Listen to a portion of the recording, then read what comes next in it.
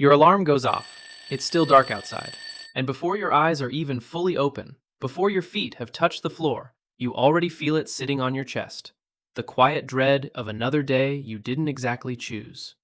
You drag yourself up, not because your body is finished sleeping, but because a clock told you to. You have somewhere to be. You always have somewhere to be. Over the course of your life, you will spend roughly 90,000 hours working. Let that number sink in.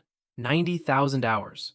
That's about a third of your entire waking existence, handed over to a job, a schedule, a boss, a career ladder that somehow never seems to end. Now here is the part that should genuinely unsettle you. For more than 99% of the time human beings have existed on this planet, not a single piece of that was real. No alarm, no boss, no wages, no career, no job at all. For around 300,000 years, your ancestors woke up not when a machine screamed at them, but when their own bodies were simply done resting. They'd sit up, stretch, look out at the world, and ask themselves one genuinely free question. What do I actually want to do today?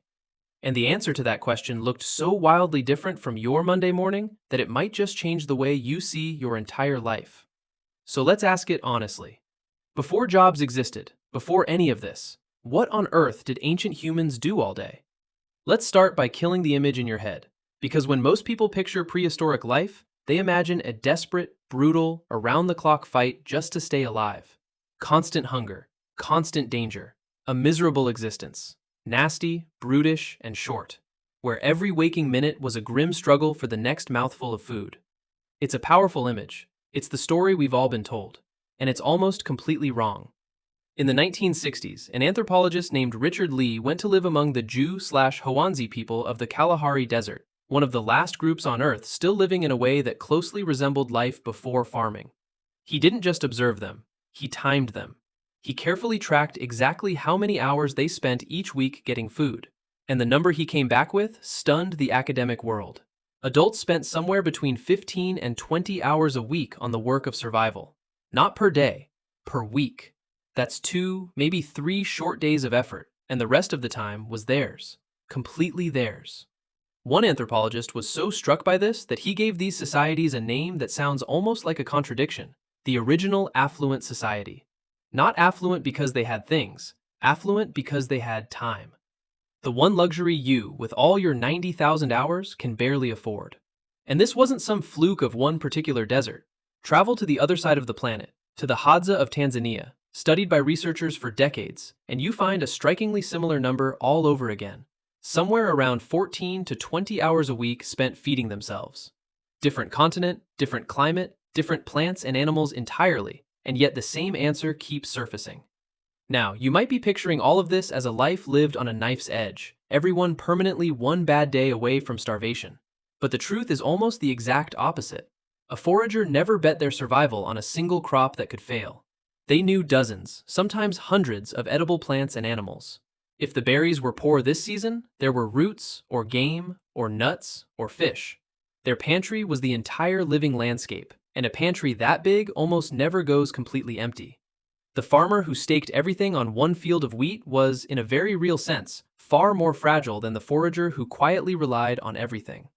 Now, I know exactly what you're thinking right now. You're thinking, sure, but those are modern people being studied in the modern world. How could we possibly know that ancient humans, tens of thousands of years ago, actually lived the same way? It's a fair question, a really good one in fact, and the answer is buried, quite literally, in their bones. When archaeologists line up the skeletons of ancient foragers next to the skeletons of the early farmers who came after them, the difference is impossible to ignore.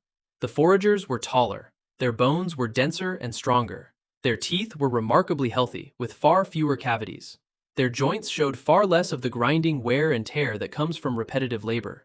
The farmers, by comparison, were shorter, their teeth rotting from grain-heavy diets, their spines twisted with arthritis from endless repetitive work. The bones tell a story that no myth can argue with. The people who came before farming were doing less hard, repetitive labor, not more. Their bodies were healthier precisely because they worked less.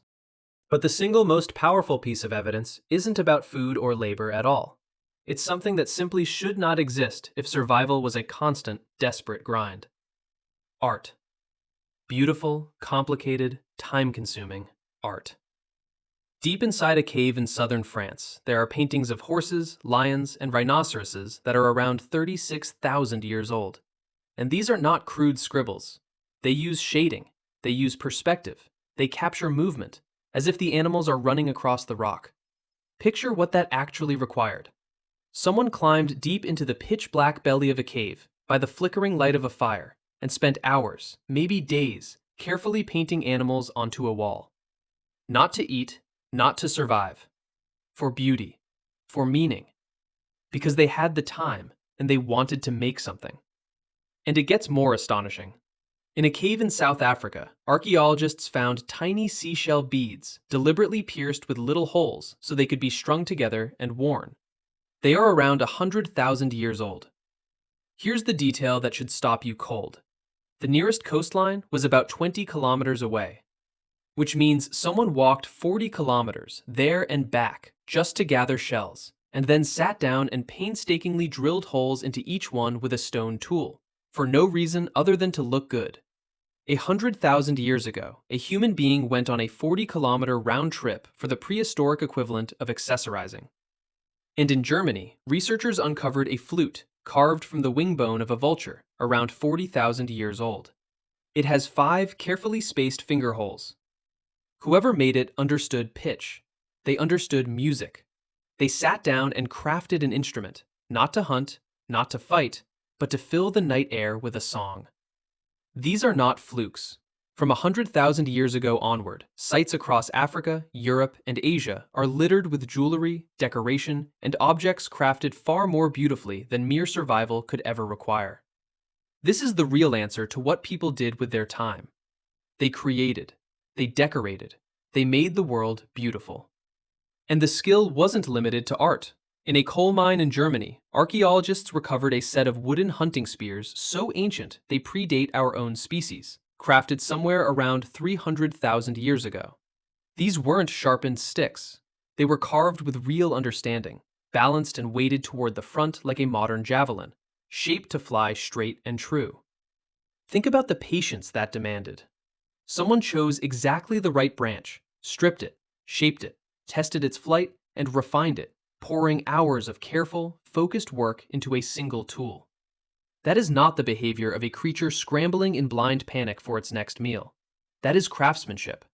That is a mind with enough time and enough calm to do a difficult thing properly and to take quiet pride in doing it well. So let's actually walk through one of their days, from the moment they woke to the moment they slept, and see what your life might have looked like if you'd been born into it. You wake at dawn, with no alarm, simply because the light is rising and your body has rested. Last night's fire is still glowing faintly, and someone tosses a few branches on to wake it up. Breakfast is whatever was left from yesterday's hunt or gather, a bit of cold meat, some nuts, a handful of berries. And it's not a rushed, solitary affair. People sit together, they talk. They loosely sketch out the day, not because a schedule demands it, but because that's simply what humans do when they're together. By mid-morning, a small group might head out to hunt or to gather plants. But here is the part that breaks the myth completely. You do not go every single day. If a hunt 2 days ago was successful and there's still food, you might not leave camp at all. Instead, you might spend the morning making things, sharpening a spear, weaving a basket, softening a hide until it's supple and useful. This isn't work in the way you know it. There's no clock ticking, no manager watching over your shoulder. You do it because being skilled earns you respect, because making something well is quietly satisfying, because competence is part of who you are. And if a hunt does happen, forget the frantic chase from the movies. Humans are persistence hunters. We can't outrun a deer in a sprint, but we can do something almost no other animal on Earth can. We can sweat, cool ourselves, and keep jogging steadily for hours, tracking an animal until it overheats and simply collapses from exhaustion. A hunt like that might take 3 to 6 hours, travel included. Picture it for a moment. You spot a single antelope across the grass, and you simply start jogging toward it. It bounds away with ease and disappears, and you keep going, at a slow, patient, relentless pace. An hour later, you find it again, resting, and the instant it sees you, it bolts a second time. But you never stop. Hour after hour, under a blazing sun, your sweat quietly cooling your skin While the animal has no way to cool its own, you stay on its trail. And finally, somewhere deep in the afternoon heat, it stumbles, its overheated body spent, and it sinks to the ground. You never outran it. You outlasted it. No other predator on the entire planet hunts quite like this. And it is one of the strangest, most patient superpowers our species has ever had. The animal is then carried home, butchered, and shared out among everyone. And then, by early afternoon, the productive part of the entire day is basically finished. And what comes next is the part that modern people find almost impossible to wrap their heads around. Nothing. And everything. People rest. They sit in the shade and talk for hours. They play with their children. They pick through each other's hair, grooming, soothing, strengthening the bonds that hold the group together. They string beads. They carve patterns into bone. They nap in the heat of the day. One anthropologist who lived among these communities found that adults spent something like 6 hours a day simply in social time. Not working, not sleeping, just being together, talking, laughing, telling jokes. And this wasn't laziness, it was survival of the deepest kind. Because in a world with no money, no police, no written contracts, no banks, the only thing standing between you and death was other people. If the group didn't like you, they didn't have to share their food when you were starving. So you poured your hours into those relationships, not because it was productive, but because those bonds were the only safety net that existed. And it wasn't only the adults who were free. There was no school, no homework, no rigid timetable of lessons. Children learned the way every young creature does, by playing. A child would spend the day chasing friends, jabbing at the dirt with a tiny spear in imitation of the hunters, trailing the adults as they gathered, and soaking up every story told at the fire. Slowly, without a single classroom or exam, they absorbed everything they would ever need to know to survive. Childhood wasn't a long, anxious program designed to prepare you for a job that didn't even exist. It was simply an unhurried, playful apprenticeship in being human. By the time you grew up, you already knew how to live, because you had been living, fully and freely, the whole time. Then the sun goes down, and something remarkable happens around the fire. During the daylight hours, people mostly talk about practical things. Who saw tracks where? Which plants are ripe? Who isn't pulling their weight? But once darkness falls and the fire is lit and bellies are full, the conversation transforms. One researcher who analyzed hundreds of hours of recorded firelight conversation found that after dark, the overwhelming majority of talk, around 80% of it, turned into stories. Myths about how the world was made, tales of ancestors who did impossible things, jokes that had everyone roaring, adventures from distant places. This, many believe, is the very moment human culture was born. Gods, spirits, the past, the future, the imagination running wild. All the things you can only afford to dream about once your stomach is full and you feel completely safe.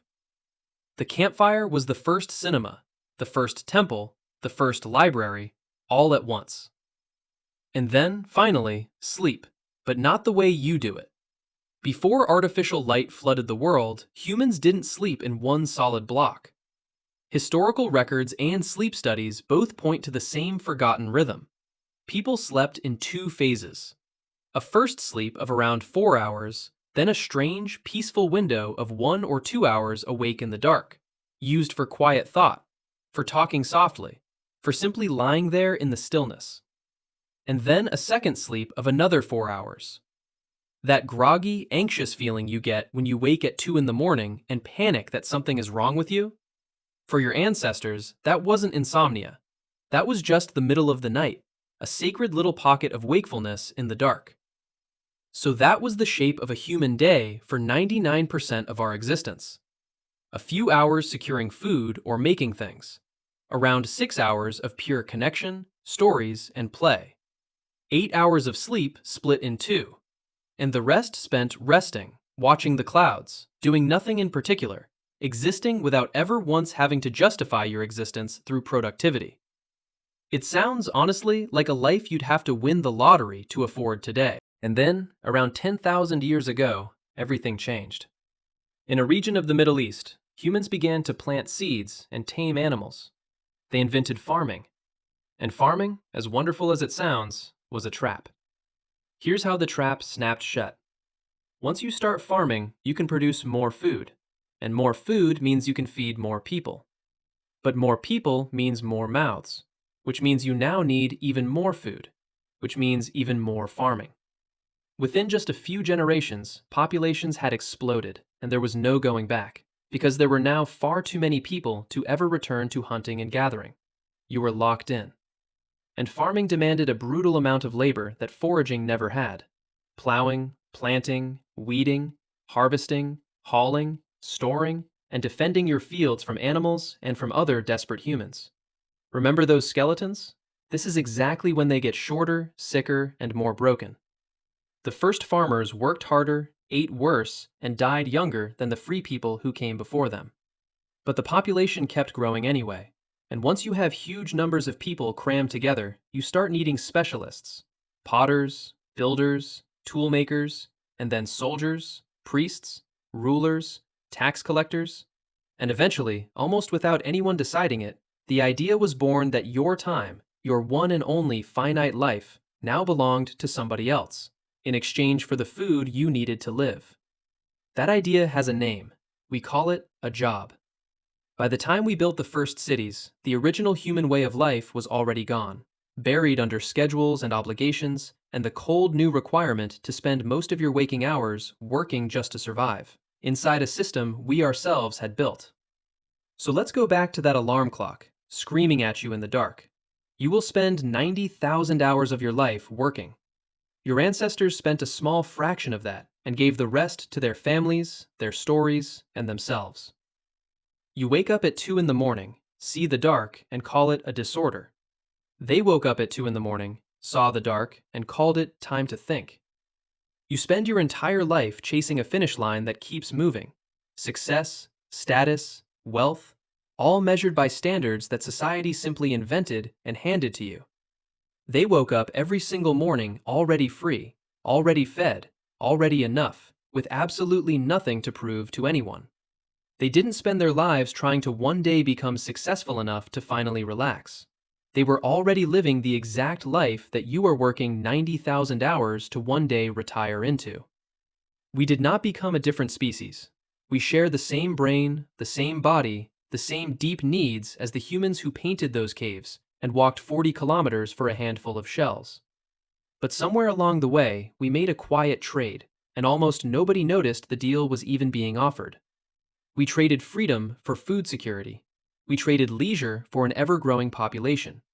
We traded our time, the only truly non-renewable thing any of us will ever own, for productivity.